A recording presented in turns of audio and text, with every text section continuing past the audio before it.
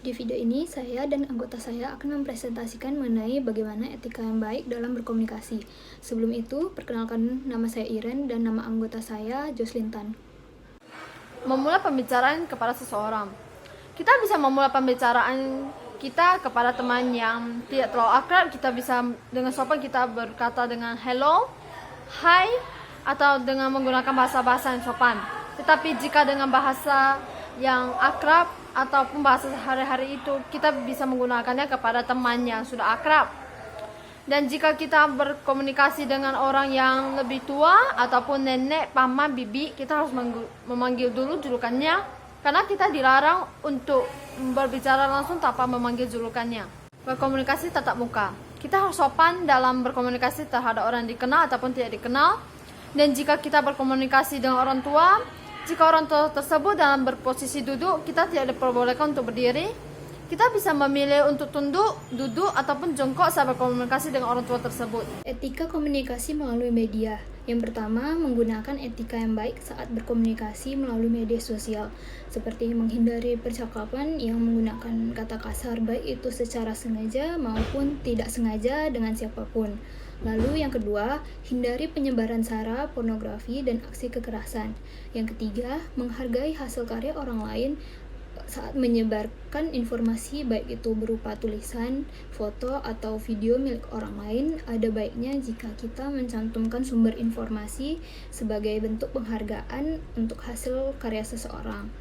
Lalu yang keempat, jangan terlalu mengumbar informasi pribadi. Ada baiknya jika kita sebagai pengguna harus bijak dalam menginformasikan privasi atau kehidupan pribadi.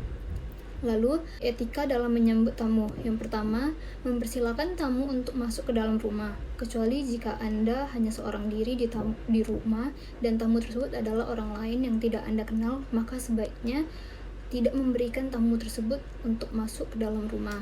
Lalu yang kedua, menerima tamu dengan sikap yang baik, seperti menggunakan tutur kata yang sopan, dengan wajah yang cerah, lalu muka senyum dan tidak memasang ekspresi marah ataupun kesal.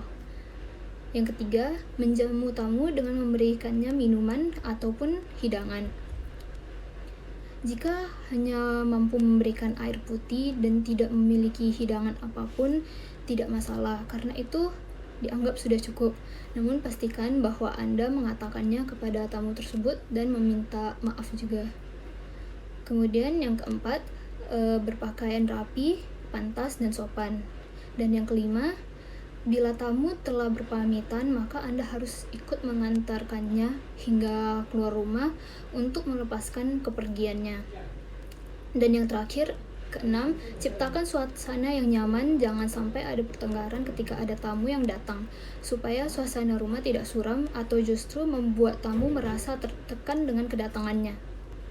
Cara berkomunikasi dengan dosen. Pertama, kita harus mengucapkan salam, seperti selamat malam, pagi, siang, sore, ataupun malam. Kedua, kita harus memperkenalkan diri. Dan kita harus menggunakan bahasa baku saat berkomunikasi dengan dosen, karena kita tidak bisa menggunakan bahasa sehari-hari seperti kepada teman. Dan jangan adanya etika yang tidak baik ataupun kelakuan yang tidak baik. Sekian dan terima kasih dari kelompok kami. Jika ada kesalahan, mohon maaf.